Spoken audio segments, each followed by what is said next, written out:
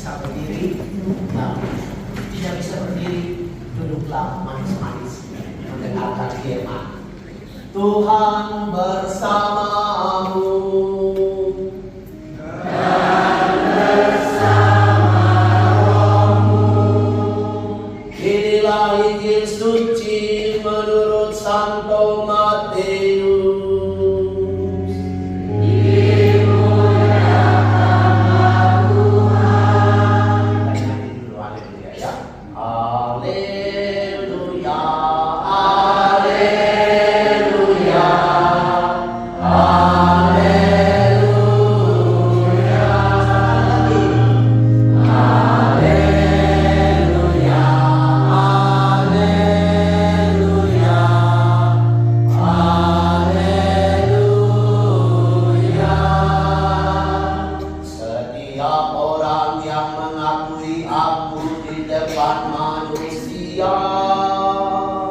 Aku juga akan mengakuinya di depan Bapa-Ku yang di surga.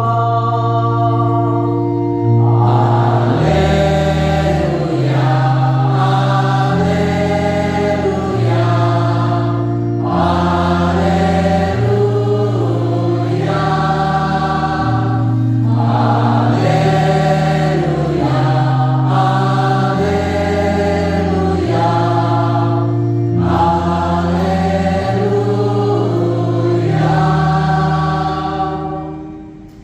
Bacaan Injil diambil dari Injil Santo Matius bab 10 ayat 26 sampai dengan 33. Begini Matius menulis kata-kata Yesus.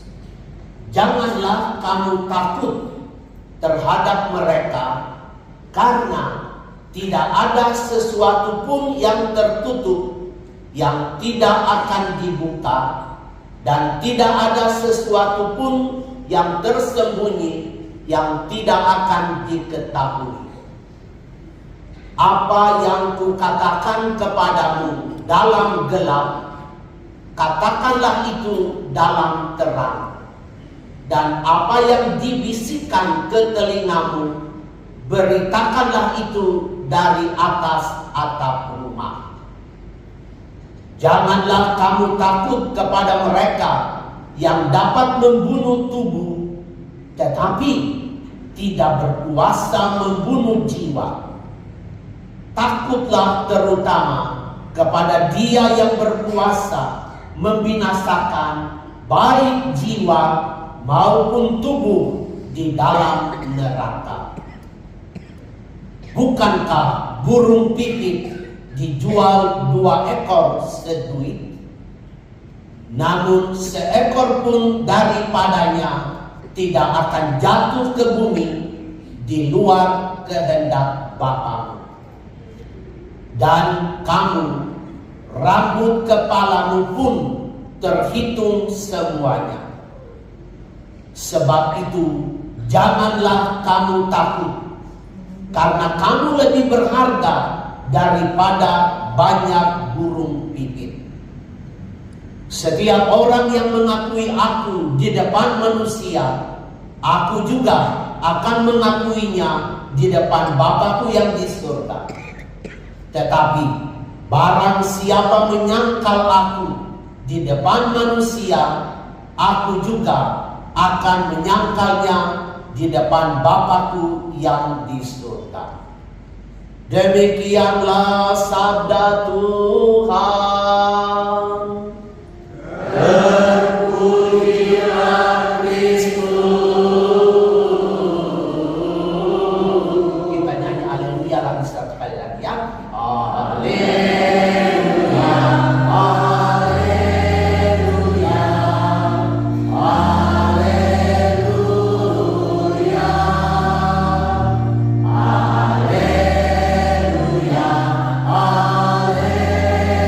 haleluya, haleluya.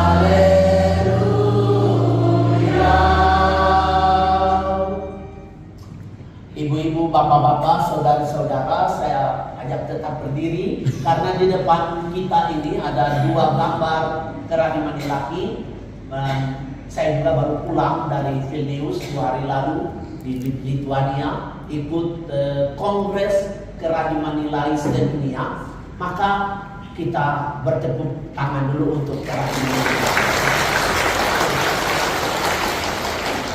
Sekarang saya ajar tepuk yang lain. Ya, tepuk itu tepuk biasa. Sekarang tepuk kerahiman. Begini caranya. 1. Tunggu dulu, saya ajar dulu. Tanda Y. Y. Yesus. E. Engkau. A. Andalanku. Ya. Oke.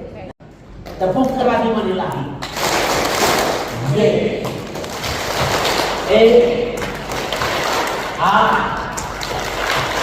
Kita bikin begini. Yesus, Engkau, andalanku. Yes. Ya, sekali lagi ya, mulai lancar ya. Tepuk kerahiman ilahi. Y. E. A. Yesus, Engkau, andalanku. Yes. Sekali lagi ya, lebih cepat ya, lebih cepat, karena sudah mulai paham. Tepuk kerahiman ilahi. Y. E. A. Yesus, Engkau, andalanku. Yes. Yang terakhir lebih cepat lagi, tapi di yes itu yes, yes, yes. Ya, ya. Tepuk kerahiman ilahi. Y. E. A. Yesus, Engkau, andalanku. Yes, yes, yes. Mantap. Silakan.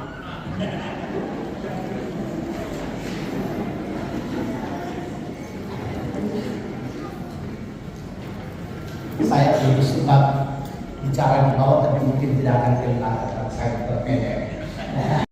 Mungkin hidungmu pesek atau hidungmu mancung, rambutmu keriting.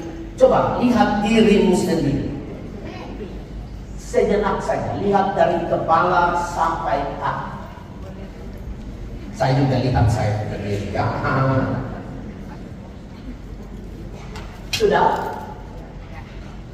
Pemazmur mengatakan begini, aku bersyukur kepada Tuhan karena kejadianku begitu ajaib dan begitu dahsyat.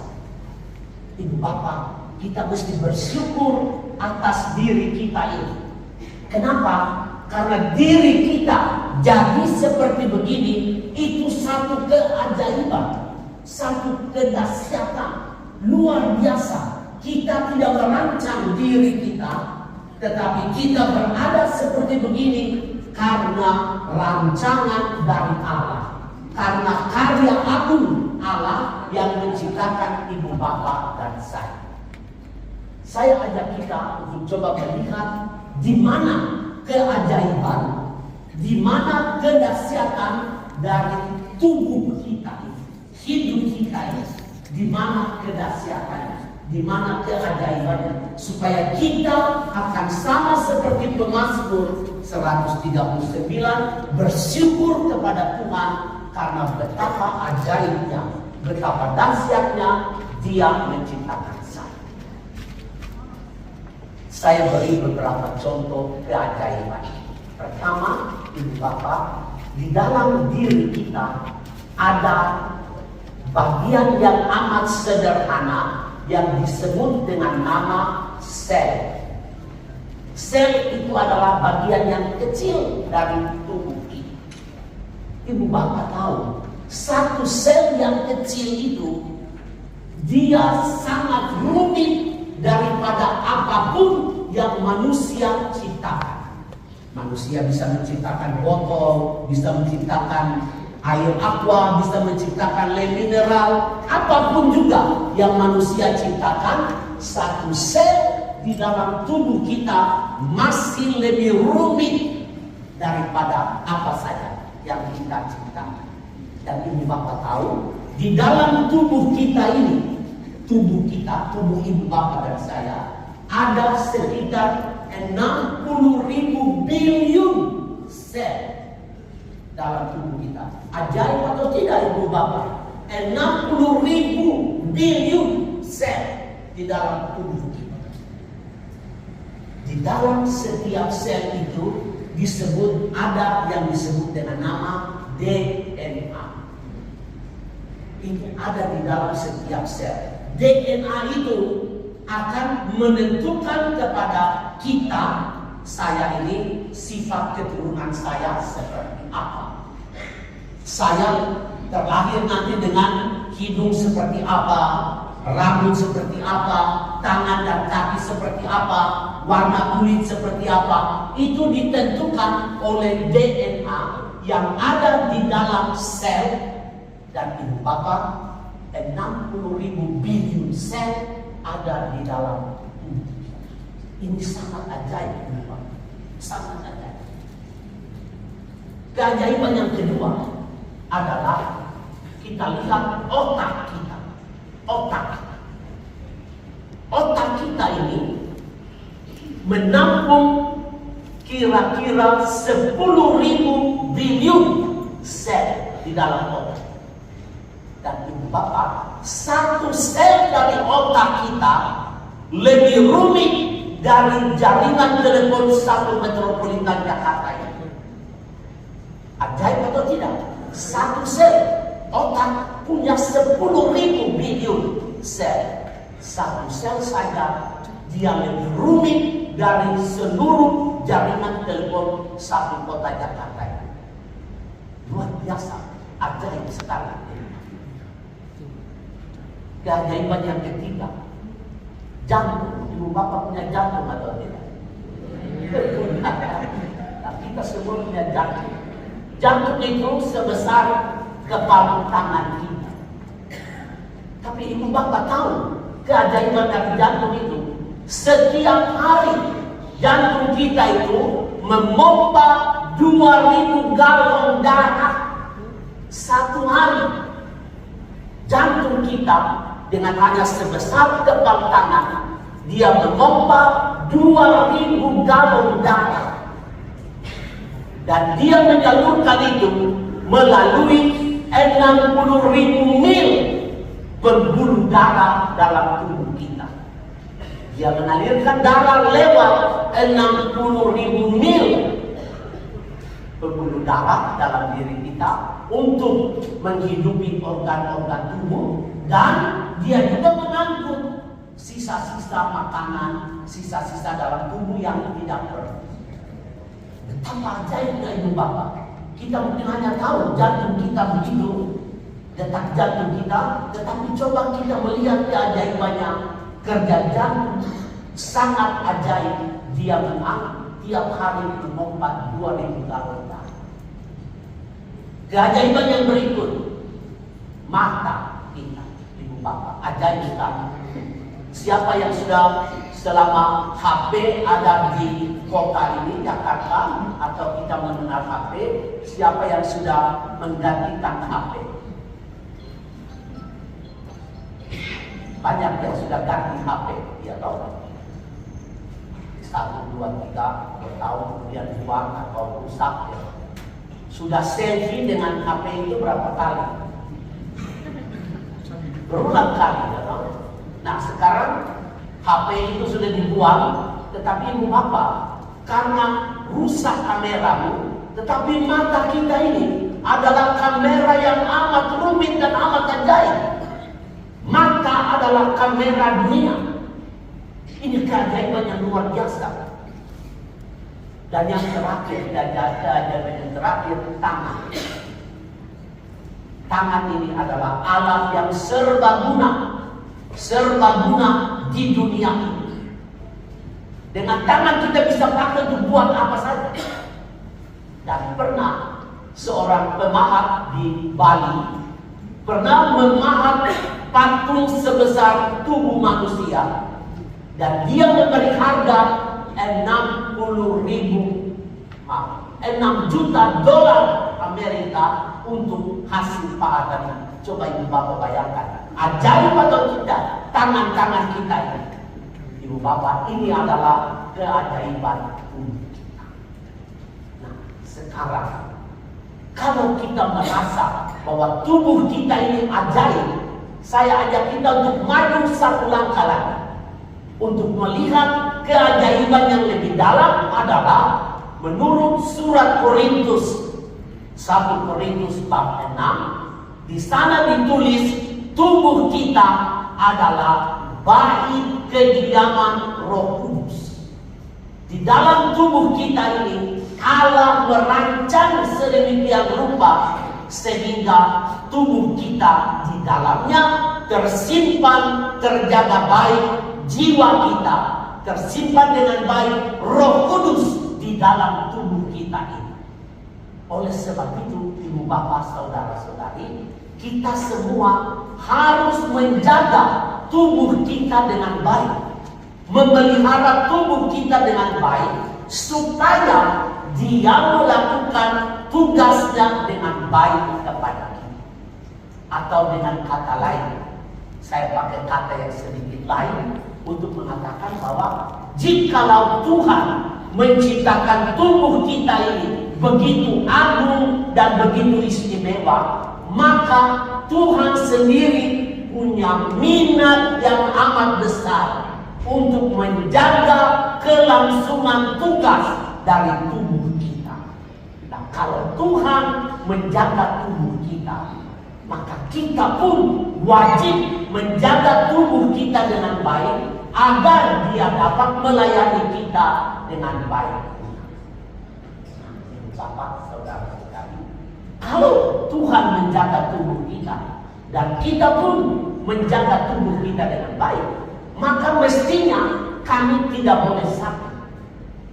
Dan sebenarnya kita harus kampanye ini, berjuang supaya tidak sakit.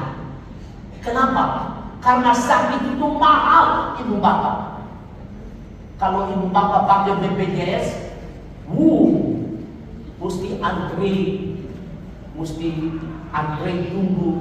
Tidak satu kali semuanya terjadi, harus menunggu satu kali, minggu depan lagi satu lain, minggu depan lagi satu item. Kita harus menunggu, Ibu Bapak.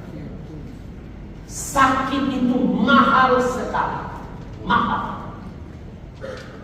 Dan karena mahal, maka kita mesti berusaha, Ibu Bapak, supaya jangan kita sakit. Karena kita punya tema adalah firman yang menyembuhkan. Kita mau lihat dulu bagaimana firman itu menolong kita supaya jangan kita sakit. Nanti pada bagian berikutnya, kalau kita sakit, firman mengatakan apa? Baru nanti saya masuk ke bacaan-bacaan kitab suci hari ini. Nah, Ibu Bapak, sekarang kita coba lihat bagaimana firman menuntun kita agar kita tidak sakit. Kalau Ibu Bapak punya waktu nanti, saya minta coba nanti pulang ke rumah, baca kitab Keluaran bab 15 ayat 26. Kitab Keluaran bab 15 ayat 26. Di sana Tuhan berkata begini, jikalau kamu mendengarkan suara Tuhan, ingat baik-baik Ibu Bapak, jikalau kamu mendengarkan suara Tuhan, ini yang pertama. Yang kedua, dan kamu melakukan apa yang baik di dalam pandangan Tuhan, melakukan apa yang baik di dalam pandangan Tuhan, dan telingamu, pasang telingamu kepada perintah-perintah Allah. Yang keempat, mengikuti semua ketetapan-ketetapan Tuhan, maka Tuhan berkata, aku tidak akan memberikan penyakit kepadamu seperti yang saya berikan kepada orang-orang di Mesir.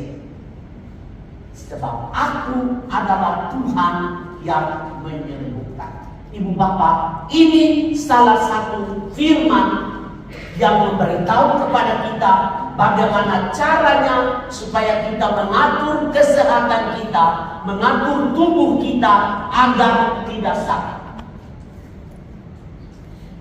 Yang pertama tadi adalah kalau kita mendengarkan suara Tuhan. Saya ambil satu contoh bahwa ternyata pada zaman yang kedua kita tidak melakukan apa yang baik di dalam pandangan Tuhan. Umpamanya kita begadang, ini sekarang lagi bola ya toh. Nah, tapi orang lagi nonton bola ini, orang korbankan waktu tidur hanya untuk menonton bola. Tetapi ketika kita sakit, Messi tidak bawa obat kepada kita, ya kan? Nah, tetapi kita mau menonton dia. Nah, ini kita tidak melakukan yang baik dalam pandangan Tuhan. Kita mengorbankan sesuatu, kesehatan kita untuk sesuatu yang nilainya sangat rendah.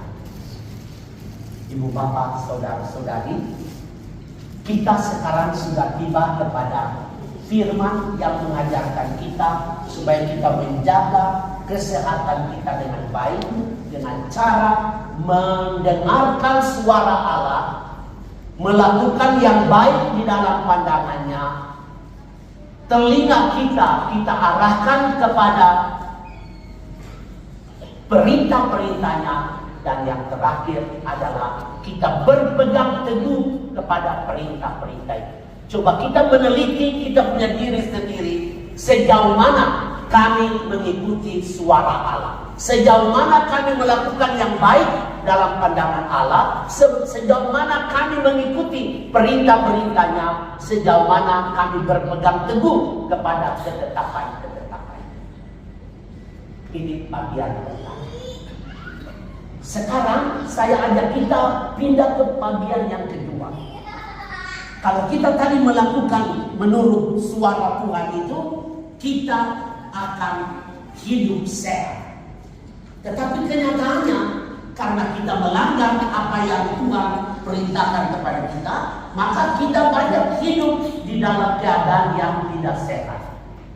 Nah, sekarang pertanyaannya, kalau tadi firman mengatakan kepada kita supaya kita menjaga tubuh kita dengan baik agar tidak sakit, sekarang kalau saya sakit, firman-Nya menuntut saya bagaimana supaya saya bisa sembuh.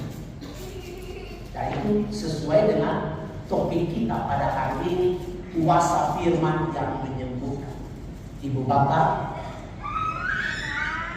kitab Amsal bab 4 ayat 20 sampai 22 memberitahu kepada kita bagaimana cara kita sembuh daripada penyakit kita.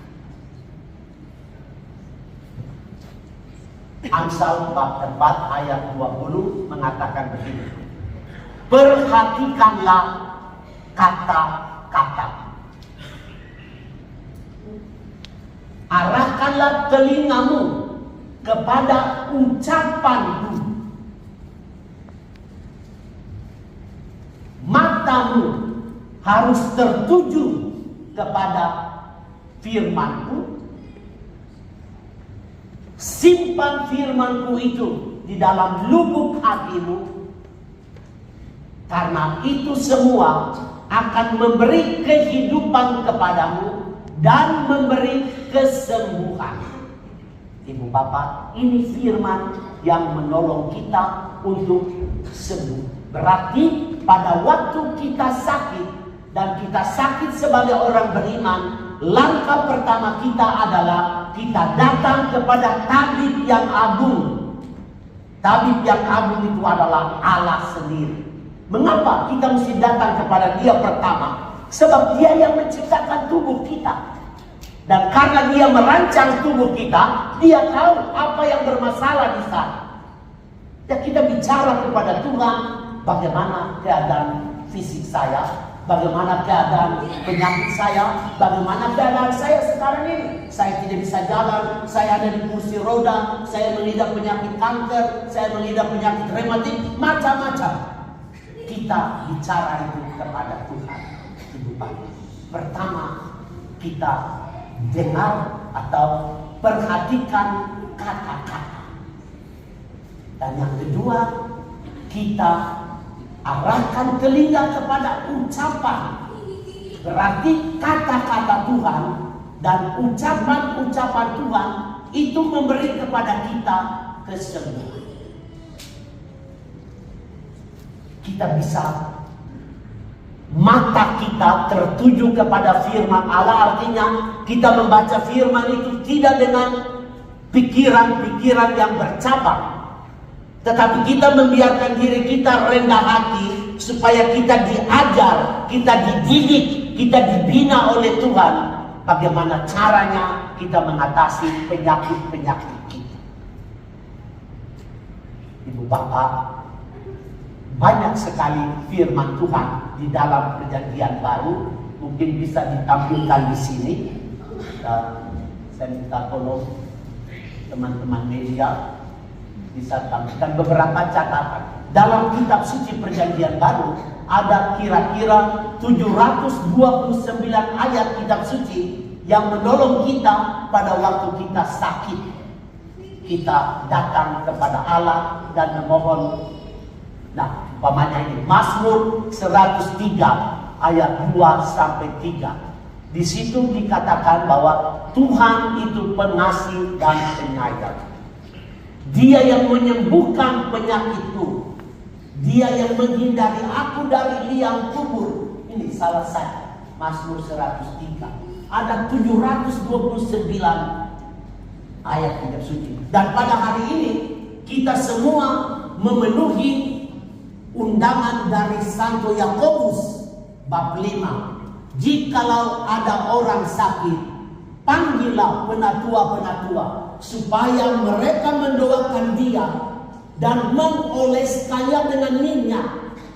Doa yang lahir dari iman akan menyelamatkan orang sakit itu, dan kalau dia berdosa, dosanya diampuni. Sekarang ini kita sedang duduk untuk memenuhi undangan Tuhan melalui Rasul Santo Yakobus, Yakobus bab 5.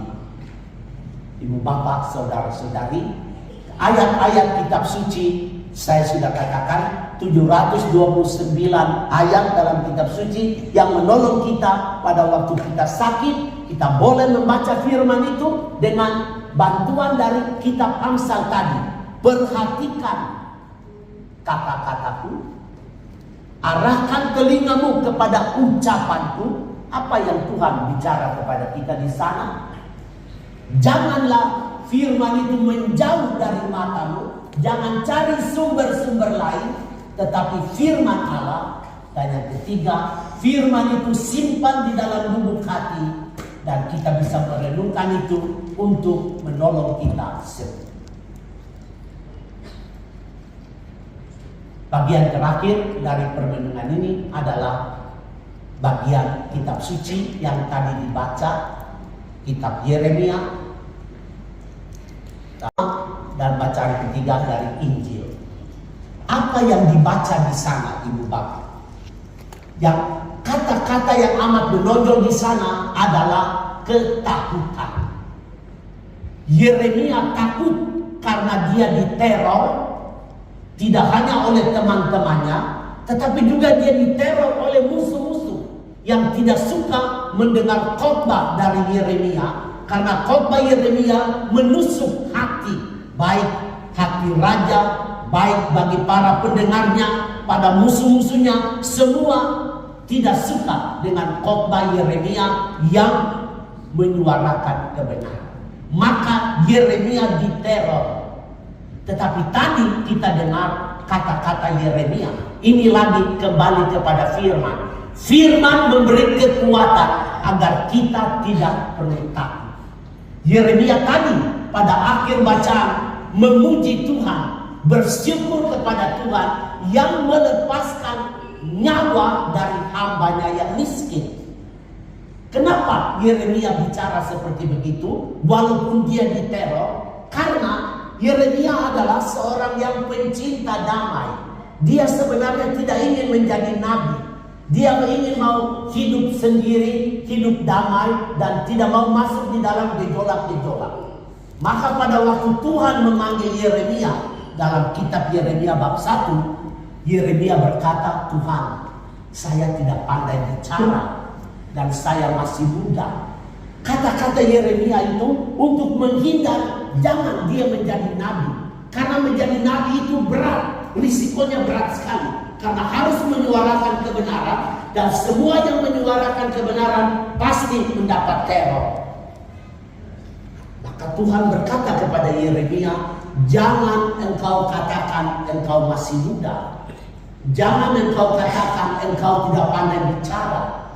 Kepada siapa yang saya minta engkau pergi, engkau harus pergi ke sana. Dan apa yang kuperintahkan kepadamu harus kau katakan di sana. Dan jangan takut, aku memelihara engkau.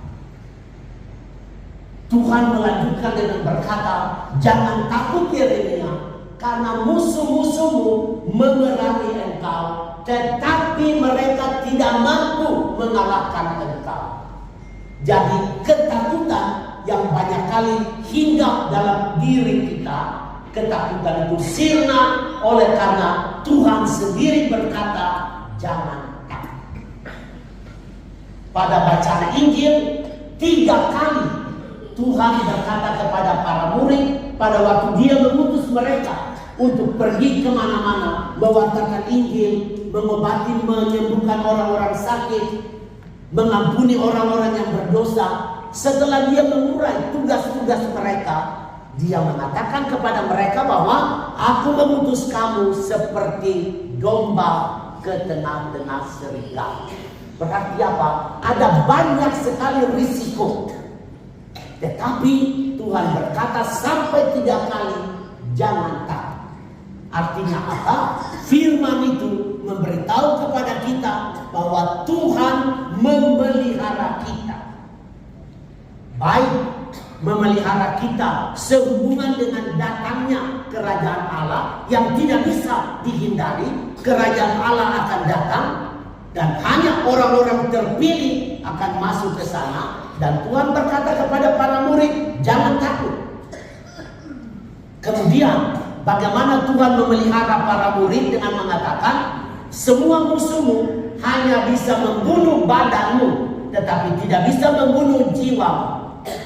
Dan yang terakhir, sehubungan dengan penghakiman, Tuhan juga berkata kepada para murid, jangan takut.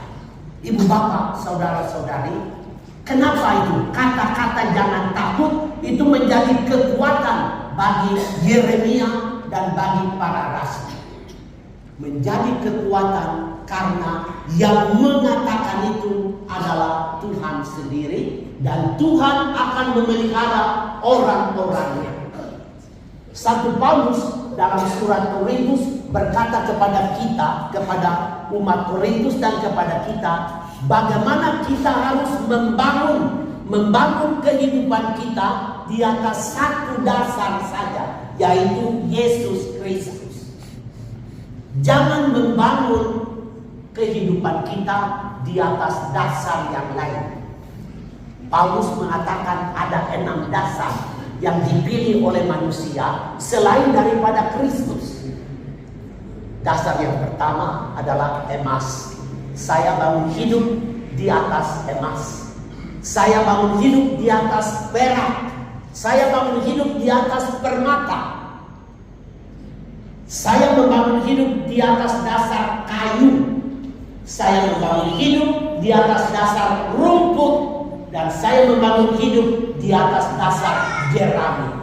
Ibu bapak, pada hari Tuhan datang, itu disebut dalam kitab Maleakhi bab 3, pada hari Tuhan datang itu seperti api.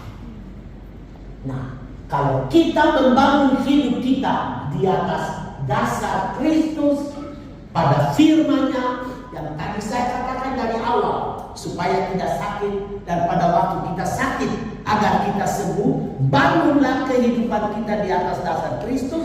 Pada waktu hari Tuhan datang menimpa kita, kita tahan uji karena kita membangun hidup kita di atas dasar Kristus dan firman-Nya.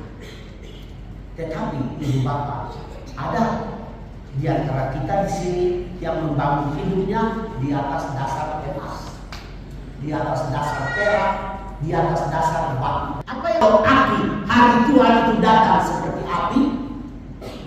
Api membakar itu, Ibu Bapak, membakar emas, membakar perak, dan membakar batu permata. Memang batu permata, emas, dan perak tidak akan hangus, tidak akan hangus.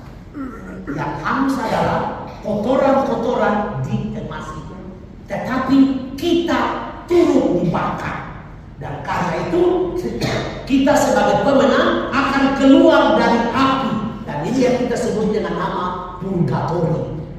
Kita diuji, hidup kita diuji, dibakar, supaya kita menjadi emas tulen, menjadi perak yang tulen, menjadi batu permata yang tulen.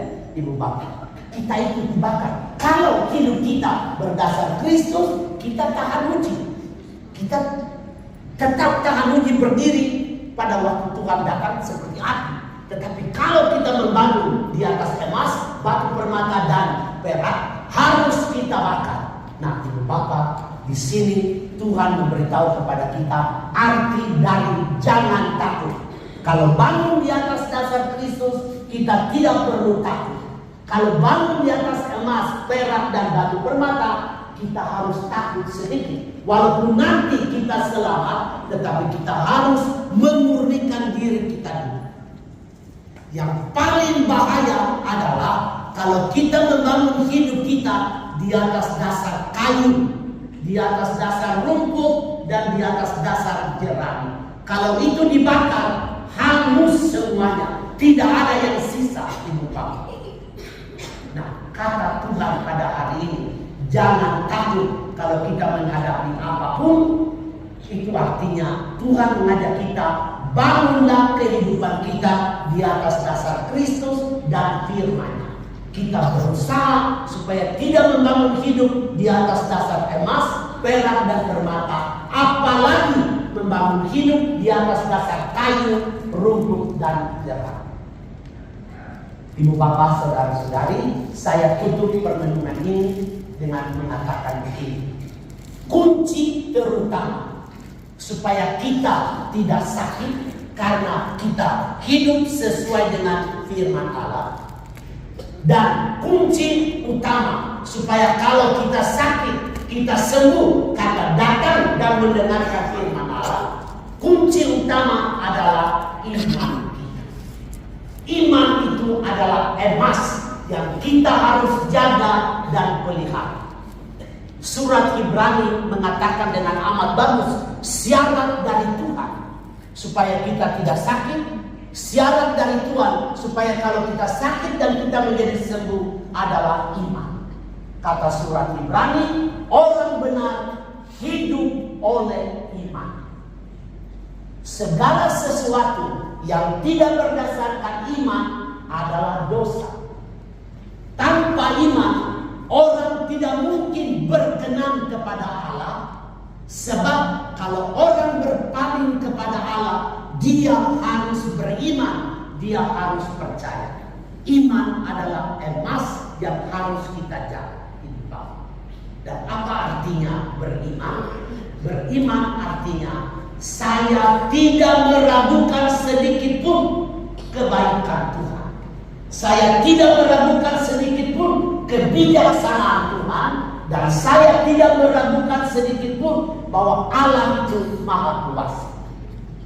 Allah maha baik, artinya dia hanya mau yang baik kepada ibu bapa dan saya. Allah itu bijaksana karena dia tahu apa yang terbaik untuk saya pribadi, ibu pribadi, bapak pribadi, om dan tante pribadi. Dan Allah maha kuasa, artinya dia tahu kapan yang terbaik itu dia berikan kepada kita. Kita tidak boleh meragukan sedikit pun kebaikan Tuhan kepada kita. Kadang-kadang kebaikan Tuhan itu datang kepada kita dalam bentuk sakit penyakit, dalam bentuk musibah, dalam bentuk cobaan ibu bapak. Tetapi ibu bapak, orang yang beriman, dia yakin bahwa Allah memakai semua peristiwa ini untuk mendidik kita, untuk mengajar kita, untuk memberi kita nasihat, menguji iman kita.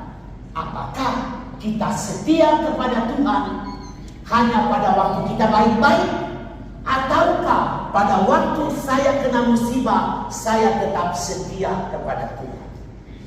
Ibu bapak, banyak contoh dalam kitab suci orang-orang yang hidup di dalam kesesatan. Abraham, Musa, Paulus, Petrus, orang-orang ini hidup di dalam kesesatan. Mereka dicoba. Ada satu buku penuh dengan cobaan, yaitu kitab Ayub. Ayub dicoba dari awal sampai dengan akhir. Dan apa yang terjadi ibu bapak? Mereka semua menjadi sahabat-sahabat Tuhan karena mereka punya daya tahan pada waktu mereka kena musibah dan cobaan. Semoga kita semua di sini pun pada hari ini ketika kita mendengar firman Tuhan dan kita akan menerima kasih karunia-Nya melalui pengurapan suci, kita menjaga iman kita bahwa saya tidak meragukan sedikit pun kebaikan Tuhan kepada saya, baik dalam keadaan sehat pun dalam keadaan sakit. Saya tetap setia kepada Tuhan agar saya menjadi sahabat-sahabat Tuhan. Dan ketika saya menjadi sahabat Tuhan, saya mendengar kata-kata dalam kitab suci tadi, jangan takut. Karena saya membangun hidup saya di atas dasar Kristus dan firman-Nya. Pada waktu Dia datang, saya tahan uji dan tidak termakan. Amin. Ibu bapak, saudara-saudari. Amin. Ya. Kita berdiri lagi, kita tepuk tangan lagi untuk kerahiman. Karena kita sudah dengar firman ya. Tepuk kerahiman ilahi.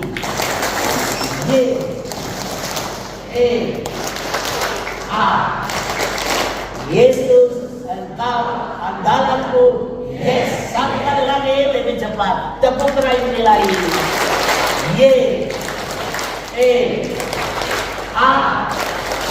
Yesus, Engkau andalanku. Yes, sekali lagi ya, dan 3 kali yes. Tepuk kerahiman ilahi.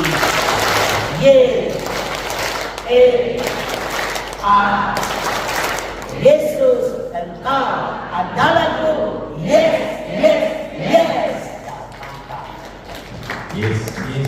Yesus, terima kasih Romo.